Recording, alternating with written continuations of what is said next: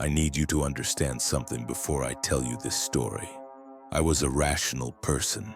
I believed in facts, evidence, logical explanations. I taught chemistry at Riverside High for 17 years, and I prided myself on teaching students to question everything, to seek proof, to never accept superstition or folklore as truth.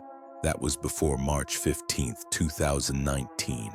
Before the night 32 students vanished from our school gymnasium without a single sound.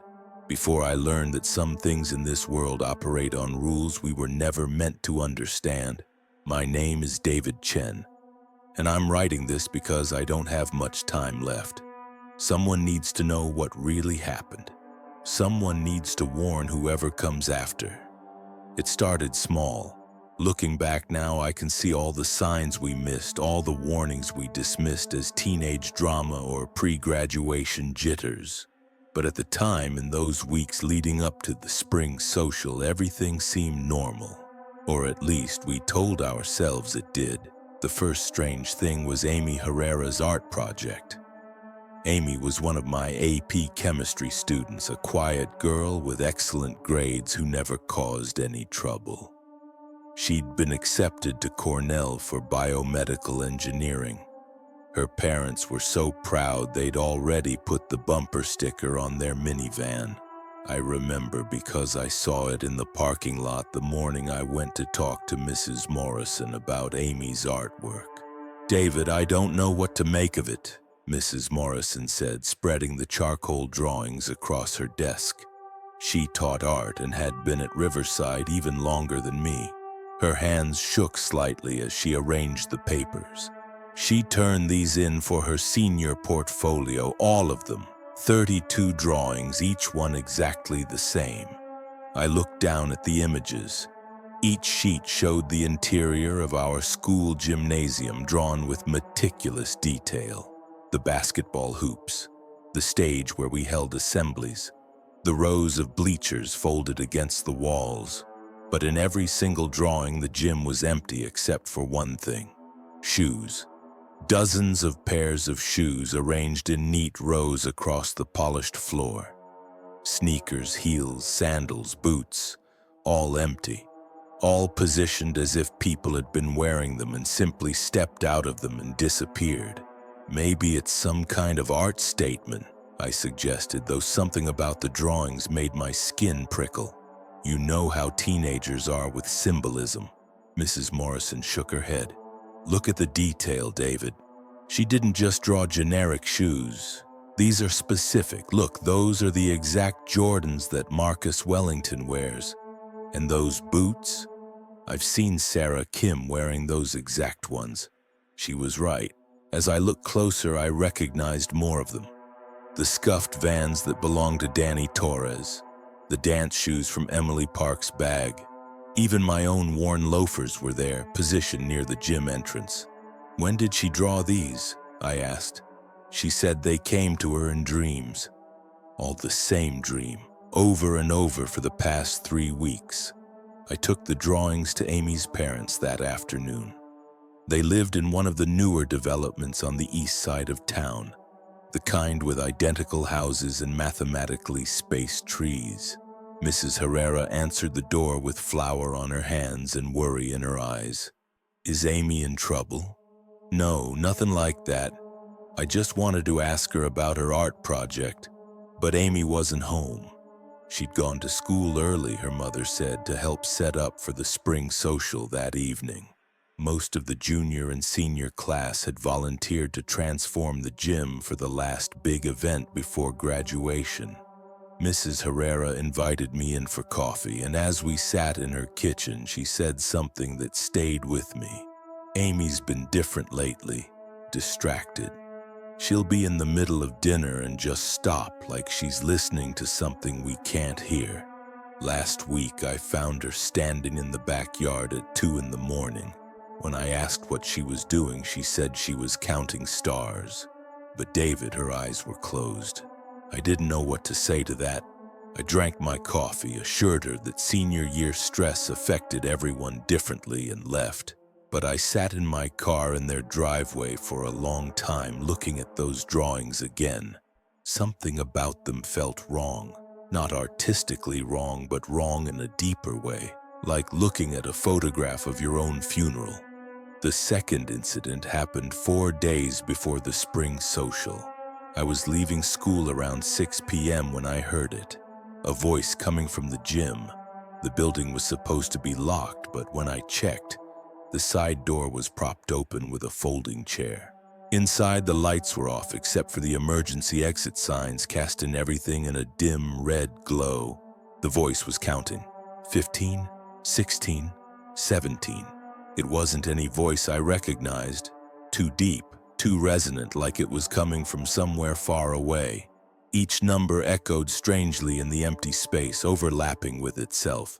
"Hello?" I called out. "Who's in here?" The counting stopped. For a moment, there was absolute silence, so complete I could hear my own heartbeat. Then from somewhere near the stage, I heard footsteps. Not walking footsteps, running, but they were running toward me, not away. I fumbled for the light switch, flooded the gym with fluorescent brightness. There was no one there, no one at all. Just the decorated space for Friday's social. Streamers hanging from the rafters, tables set up around the perimeter. A banner reading Riverside Seniors 2019 stretched across the far wall. But something was off. It took me a moment to realize what it was. The decorations were wrong. They'd been planning a spring theme, pastels and flowers. But what I was seeing now looked different, darker. The streamers that had been pale blue and pink in the afternoon now seemed to be deep purple and black in the harsh light. And the banner, something about the letters looked strange. I walked closer. The letters weren't printed. They were hand-drawn, each one slightly irregular. And underneath the main text, in smaller letters that I hadn't noticed before, someone had written, "They're almost ready." My phone rang, making me jump. It was Principal Harrison. "David, are you still at the school? We've got a situation. 3 students had called in sick that afternoon, all within an hour of each other. All 3 reported the same symptoms: sudden intense vertigo, loss of time, and a persistent feeling that someone was counting nearby." The school nurse had sent them home, but Harrison wanted to know if I'd noticed anything unusual in my classes. I told him about the voice in the gym. There was a long pause on the other end. "David, the gym has been locked since 4 p.m. The student council finished decorating and I locked it myself. No one should have been in there. After we hung up, I went back to look at the gym one more time. The door was still propped open. But when I checked the folding chair holding it, I found something that made my hands go cold. Scratched into the metal seat over and over in tiny letters was the same phrase: "They're almost ready. They're almost ready. They're almost ready." The scratches looked fresh. The metal was still bright where it had been scored. I called the police that night. Officer Reeves came out, took photos, filed a report. He suggested it was senior prank season, kids trying to spook their teachers before graduation. He had a point. I wanted to believe he had a point, but that night I couldn't sleep. Every time I closed my eyes, I saw those empty shoes in Amy's drawings lined up in perfect rows, waiting. The day before the spring social, I decided to review security footage from the past week. As department head, I had access to the system, and something was nagging at me about the incidents we'd been having. I sat in the security office with Tom Valdez, our head custodian, and went through the recordings. Most of it was mundane. Students in hallways, teachers in classrooms, the normal rhythm of school life. But then we found something. 3 nights earlier at 2:47 a.m., the gym lights had turned on by themselves. The camera showed the empty gymnasium fully lit for exactly 17 minutes. Then the lights went off again. "Electrical glitch," Tom suggested, but he didn't sound convinced. We kept watching. The next night, same time, 2:47 a.m., lights on for 17 minutes, lights off. Tom, has maintenance been? No, he interrupted. And look at the timestamp. The recording skipped. One moment it showed 2:47 a.m. The next it jumped to 3:04 a.m. 17 minutes gone. We found the same thing on every camera in the building. Every night for the past week, 17 minutes disappeared from the footage between 2:47 and 3:04 a.m. Equipment malfunction, Tom said, but his voice had lost all confidence. Has to be. That evening I drove past the school on my way home. It was after 10 p.m., well past the time when anyone should have been there. But lights were on in the gym windows, and in the parking lot I counted 17 cars. I called Principal Harrison immediately. There are students in the building. The gym is lit up. David, that's impossible. I did the final walkthrough myself at 6. The building is locked and alarmed. Then why are there lights and cars? I'm 5 minutes away. Meet me there. Don't go in alone. But by the time we both arrived, the parking lot was empty. The school was dark. When we checked the security system, it showed nothing unusual. No cars, no lights, no entry after 6 p.m. Except the recordings had that same gap. 17 minutes missing from 10:23 to 10:40 p.m. Harrison looked at me in the glow of the security monitors. David, I need you to tell me the truth. Are you feeling all right? Any dizziness? Lost time? I know what I saw. I believe you. But I also checked in with the other teachers today. Morrison says she found Amy Herrera standing in the art room this morning before school started. The room was locked. Amy has no key, but there she was drawing the same picture over and over on the whiteboard. Do you know what she was drawing? I shook my head. The gym, filled with empty shoes, and she was counting. She drew 32 pairs of shoes and she counted them out loud as she drew each one. When Morrison asked her what she was doing, Amy turned around and said, "They're almost ready. Tomorrow night they'll all be ready." Then she just walked out. Morrison said her eyes looked wrong, like she was sleepwalking. We need to cancel the social, I said. On what grounds? A few strange incidents and some anxious students? The superintendent will never approve it, not without concrete evidence of a threat. What about Amy's drawings? The counting voice? The missing time on the security footage? David, listen to yourself. What am I supposed to tell them? That we're canceling because of artwork and technical glitches? Parents have already made plans. Colleges have been invited. The local news is covering it. We'd need a bomb threat at minimum, and even then. He was right, and I knew it. In the rational world, the world I'd built my career explaining to students, we had nothing but circumstantial strangeness. Nothing that couldn't be explained away by stress, coincidence, equipment failure. But as we sat there in the security office, the monitor flickered. For just a moment, the live feed from the gym camera showed something. A figure standing at center court, too tall to be human or maybe too far away to gauge properly. And it was counting. Even though there was no audio, I could see its mouth moving, forming numbers. Then the image was gone, replaced by the empty gym. Harrison saw it too. His face had gone pale. Maybe we can postpone, he said quietly. Tell them there's a gas leak. Unsafe air quality. That would buy us some time to figure out what's happening. But it was already too late. The next morning, when we arrived at school to make the announcement, we found Amy Herrera sitting on the front steps. She'd been there since dawn, students told us. Just sitting, staring at the gym entrance, moving her lips like she was counting something only she could see. When I approached her, she looked up at me with eyes that seemed to have too much darkness in them. "Mr. Chen," she said, "don't try to stop it. They've been waiting 30 years. Tonight is the night they get to take their count. If you interfere, they'll just take everyone. At least this way, it's only the ones who volunteered." "Amy, what are you talking about? Who's they?" But she just smiled and went back to her silent counting. March 15th, 2019.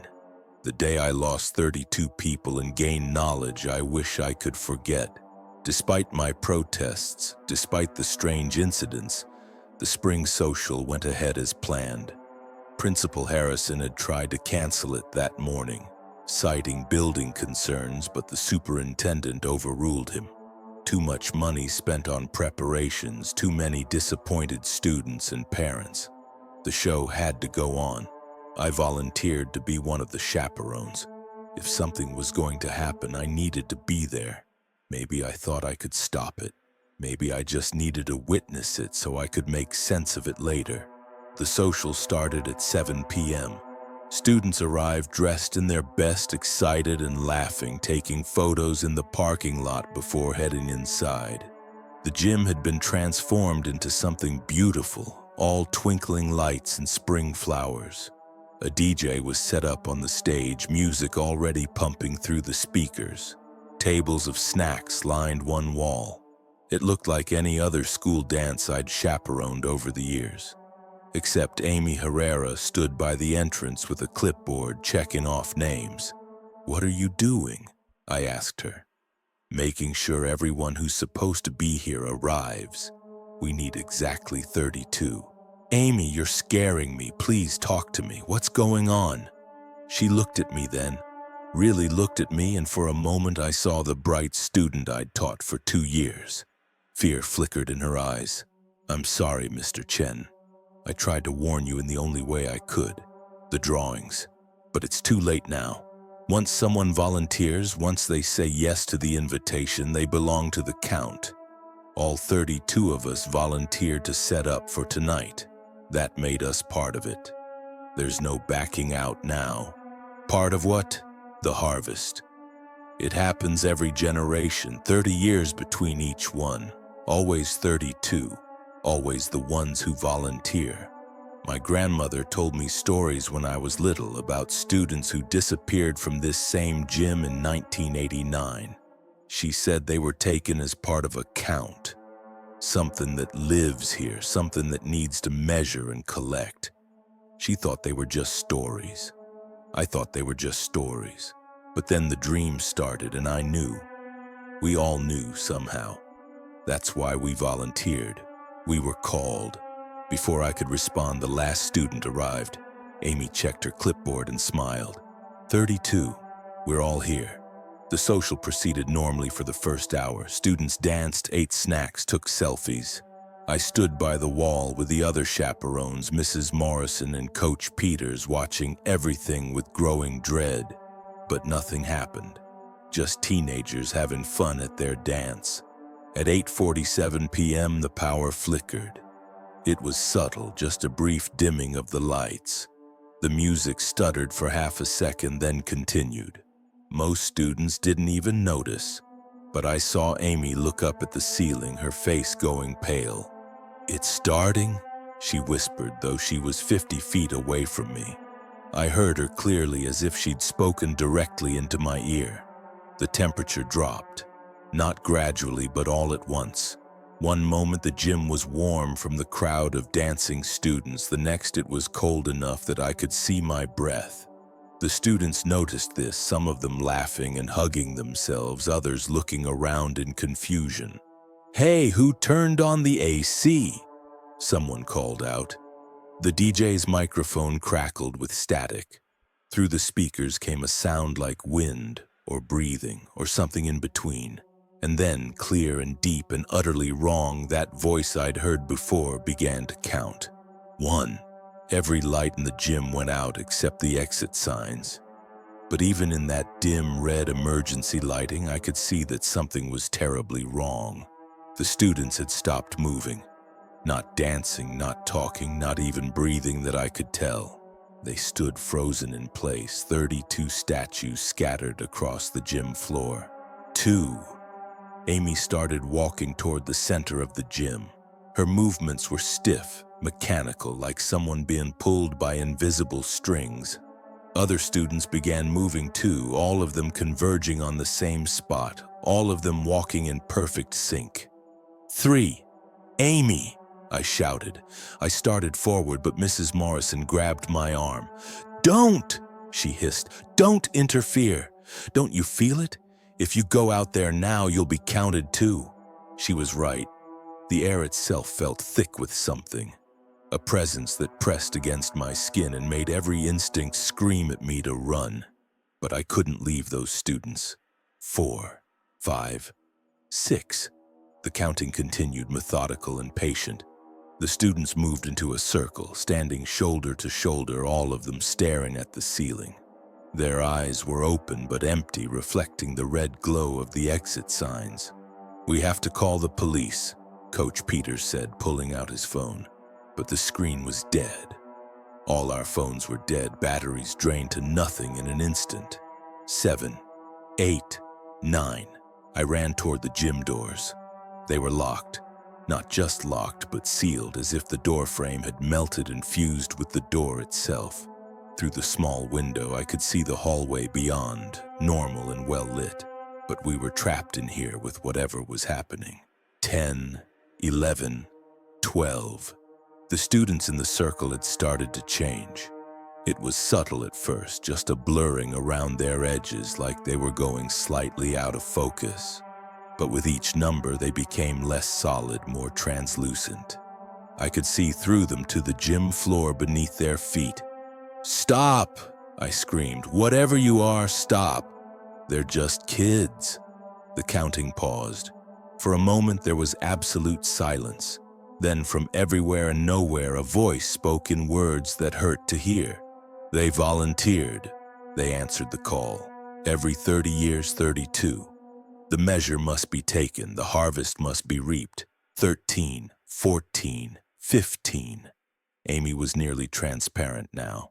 Through her fading form, I could see Marcus Wellington behind her, his face empty of expression, his body slowly dissolving into nothing. Their shoes remained solid, grounded on the gym floor, but everything above the ankles was disappearing. "Please," I begged, "please don't do this." 16, 17. Mrs. Morrison was crying beside me, her hands still gripping my arm. Coach Peters had collapsed against the wall, his face buried in his hands.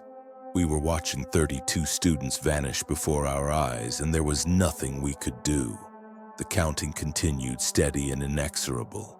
18, 19, 20. By the time it reached 30, the students were barely visible, just vague outlines in the air. But their shoes remained. 32 pairs of footwear arranged in a perfect circle at the center of the gym, just like Amy's drawings. 31. Amy was the last. I could barely see her now, just a shimmer in the air where she'd been standing. But her eyes found mine across the gym, and in them I saw terror and resignation and something else. Understanding, maybe, or warning. 32. The voice spoke the final number, and Amy Herrera vanished. Completely and utterly gone, as if she'd never existed. All that remained were her dance shoes, silver and glittering under the emergency lights, standing empty in the circle with all the others.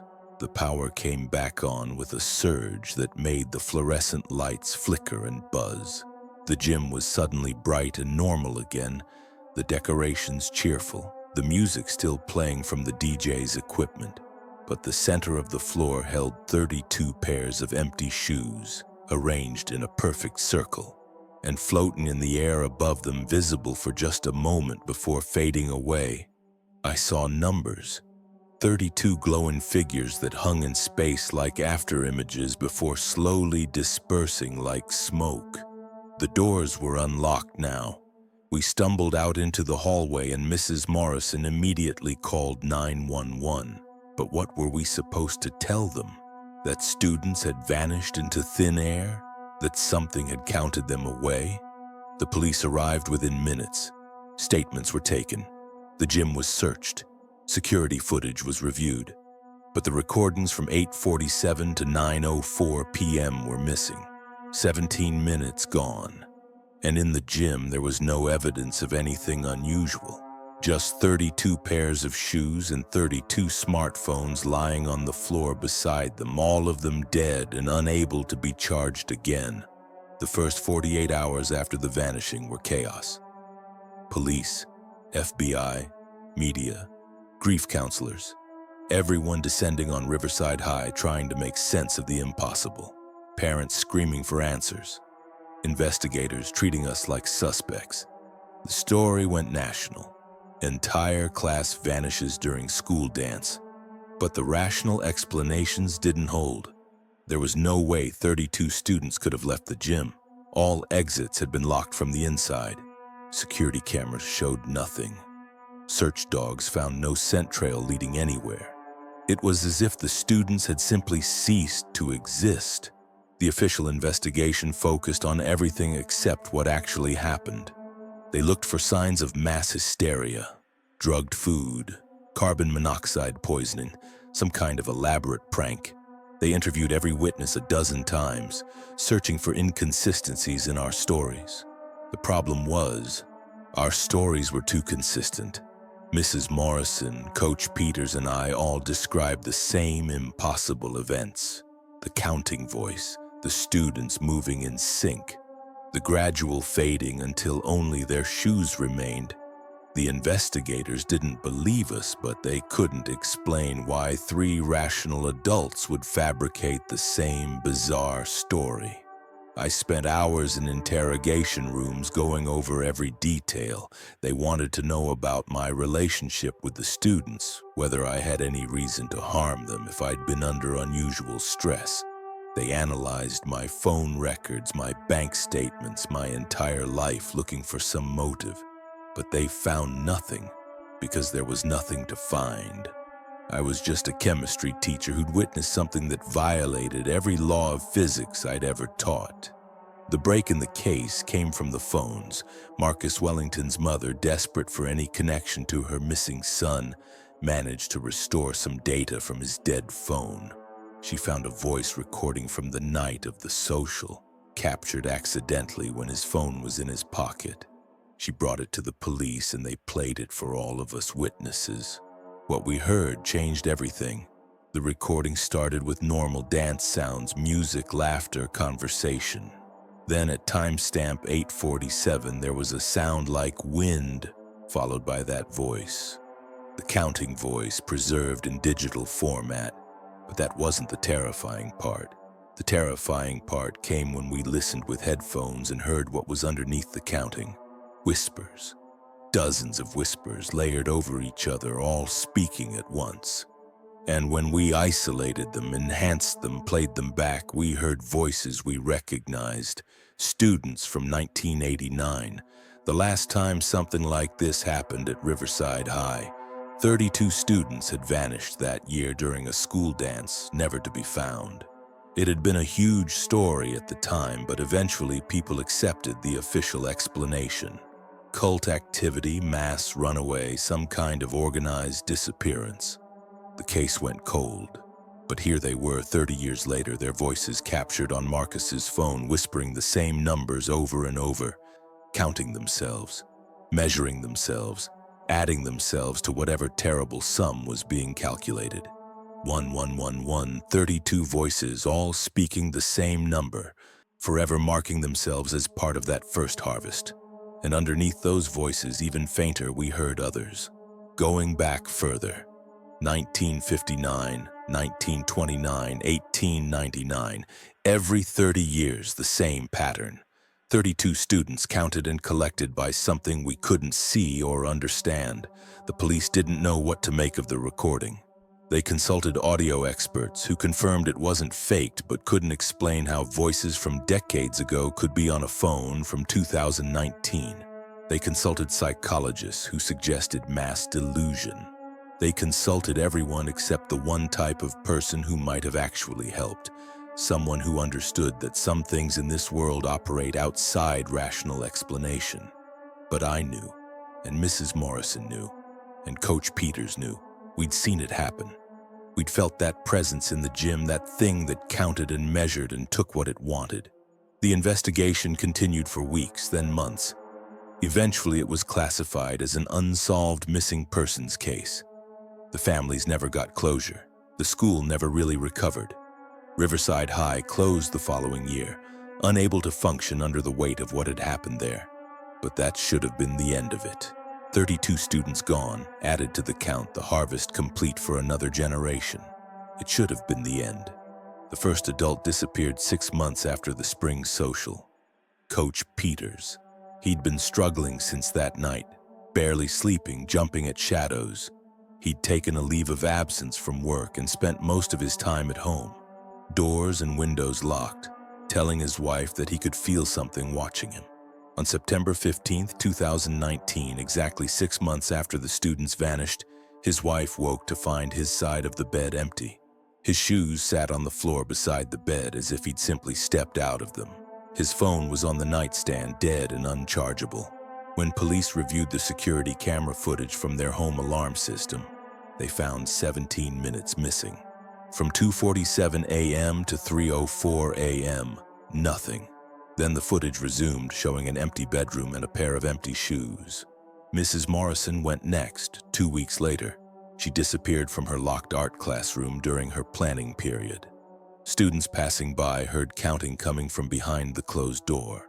When they got a custodian to open it, the room was empty except for her shoes positioned neatly in front of her desk. On her whiteboard, she'd drawn the gym one final time. But now there were 34 pairs of shoes in the drawing.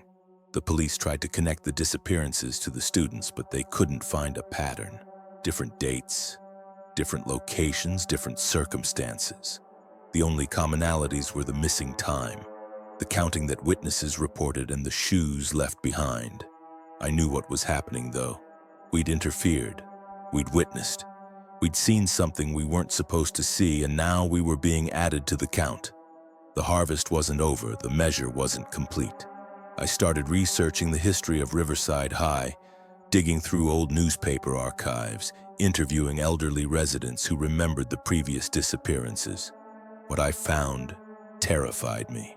Every cycle, there were 32 students who vanished, but there were also others. Adults who'd been there, who'd witnessed, who'd tried to investigate or interfere. They went missing too in the months and years following each harvest, added to the count one by one, until the sum was satisfied. In 1989, 5 teachers and 2 investigators eventually disappeared. In 1959, it was 3 teachers and a janitor. In 1929, 6 adults went missing in the aftermath. Each time, they vanished the same way. Missing time, counting voices, empty shoes. The count was never just 32. That was just the initial harvest. The remainder came later, taken slowly, carefully, stretched out over time, as if whatever did this wanted to savor each addition to its sum. I tried to warn the other parents, the investigators, anyone who'd been involved in the case. But what could I tell them? That we were being hunted by something that counted humans like a child counts marbles? That being a witness marked you for eventual collection? Some people listened. Sarah Kim's mother moved across the country and changed her name. Marcus Wellington's father went to see a priest and had protection rituals performed. Others thought I'd lost my mind, that grief and trauma had made me paranoid. But one by one, they started disappearing too. October. Detective Reeves, the first officer on scene, vanished from his car during a routine patrol. His partner heard counting over the radio, then silence. When backup arrived, they found his cruiser parked normally, his shoes on the driver's side floor, his phone dead on the seat. November. Amy Herrera's mother disappeared from her kitchen while baking. Her husband came home to find flour spilled on the counter, the oven still on, and her slippers positioned side by side near the refrigerator, as if she'd simply stepped out of the mid-recipe. December. The superintendent who'd overruled the cancellation of the dance vanished from his office during a late-night work session. Security footage showed 17 minutes of missing time, and his shoes were found beneath his desk. By January 2020, 12 people connected to the case had vanished. All of them taken the same way. All of them leaving behind the same evidence. Shoes, dead phones, missing time, and the sound of counting that witnesses reported hearing just before each disappearance. The authorities finally started to notice the pattern, but they had no framework for understanding it. They brought in FBI profilers, behavioral analysts, even consulted with academic experts on mass hysteria and shared delusions. Nothing fit. The disappearances continued. I was living alone by then, barely sleeping, knowing I was on the list but not knowing when my number would come up. Every night I set up cameras in my apartment, recording constantly, hoping to capture something, anything that might explain what was happening. The footage never showed anything useful. Just me, alone, pacing my apartment, jumping at every sound, waiting for the count to reach my name. In February 2020, I received a package with no return address. Inside was a leather journal, old and worn, with pages that smelled like dust and age. A note was tucked inside, written in shaky handwriting I recognized as belonging to Richard Monroe, the elderly man who'd been principal of Riverside High during the 1959 disappearances. The note said, "You need to understand what you witnessed." This journal belonged to my predecessor who witnessed the 1929 harvest. I've added my own observations from 1959. Now it's your turn to document 2019. This knowledge must be preserved. Someone needs to understand the pattern, even if we can't stop it. Richard Monroe had died 3 days earlier, I learned from his obituary. Natural causes at age 93. But he'd been one of the few witnesses from a previous cycle who died of old age rather than being taken. Maybe because he'd understood the pattern. Maybe because he documented it instead of fighting it. The journal was terrifying and illuminating in equal measure. Page after page of careful observations going back nearly a century, documenting the 30-year cycle. But it also contained something I hadn't known: rules, patterns in how the thing operated, limitations to its power, ways to potentially avoid being counted. The most important rule: it could only take those who'd volunteered in some way. The students had volunteered to set up the dance, accepting an invitation that marked them for harvest. But witnesses and investigators weren't volunteers. We'd been marked differently, added to a secondary count, a remainder that had to be collected to complete the sum. But we had options the students didn't have. We could potentially delay our collection, maybe even avoid it entirely if we followed certain procedures. The journal listed them. 1. Never count anything. Never number items, never tally lists, never quantify groups. The act of counting makes you visible to it. 2. Avoid the number 32 in all forms. Don't schedule appointments at that minute. Don't pay with $32. Don't do anything that invokes that specific quantity. 3. Stay away from the harvest site. Never return to the gym, never visit the school, never stand where the students stood. 4. Document what you know and pass it forward. The knowledge must survive even if we don't. 5. If you hear counting, speak gibberish. Interrupt the sequence with nonsense sounds. It disrupts the measure. There were other rules, more obscure, related to specific dates and times, locations and circumstances. I read them all, memorized them, tried to apply them to my life. And it worked for a while. Weeks passed without any new disappearances. I started to hope that maybe the harvest was complete, that the count was satisfied, that the remaining witnesses would be spared. Then March 15, 2020 rolled around, exactly 1 year after the students vanished. That morning, every person who'd been in the gym that night received the same message on their phones, despite most of those phones being dead or destroyed. The message appeared on screens that shouldn't have been able to display anything, written in text that seemed to shimmer and shift. The count continues. The measure is not complete. 1 year equals 1, 2 years equals 2. Continue until the sum is satisfied. I finally understood. The harvest wasn't a single event. It was a process that spanned years, maybe decades. Each anniversary added to the count, marking more people for collection. We weren't escaping. We were just delaying our inevitable addition to whatever terrible sum was being calculated. That night, on the 1-year anniversary, 5 more people vanished. All of them parents of the missing students, all of them taken from their homes during that same 17-minute window between 2:47 and 3:04 a.m. The pattern was clear now. The harvest would continue. anniversary by anniversary, taking those connected to the original event, adding them one by one to the count until the sum was satisfied. But satisfied by what? What number was it trying to reach? What purpose did this serve?